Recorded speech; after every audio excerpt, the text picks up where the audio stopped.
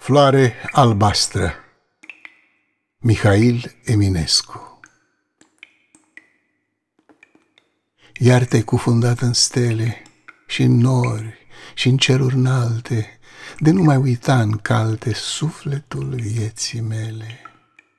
În zadar râuri în soare grămădești ta gândire și câmpirea sire și întunecata mare, piramidele învechite urcă în cer vârful lor mare, nu căta în depărtare fericirea ta, iubite.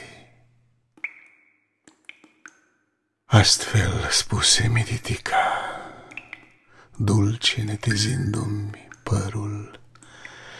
Ah, i-a spus adevărul. Eu am râs, n-am zis nimica.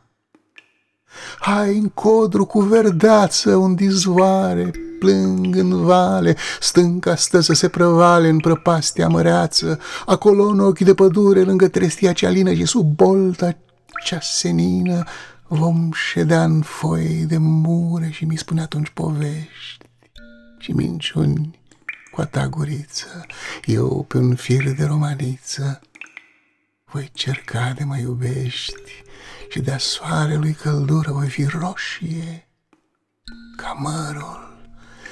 Vei desface de aur părul, să-ți astup cu dânsul gura, de mi da o sărutare, nimeni în lume nu o să știe că-și va fi sub pălărie, și apoi cine treabă are?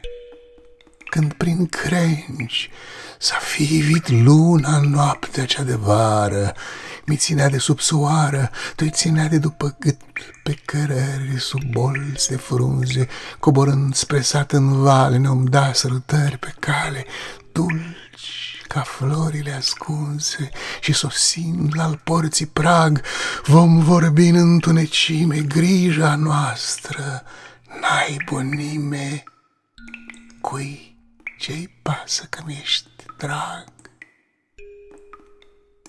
Încă o gură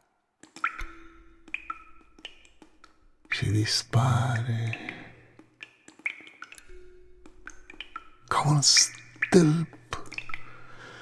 Eu stam în lună, ce frumoasă, ce nebună e albastră-mi dulce floare.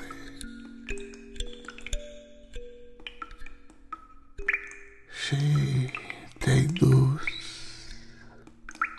dulce minune, și-a murit iubirea noastră,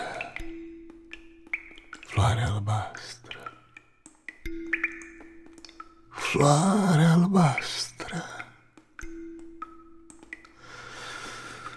Totuși este trist în lume.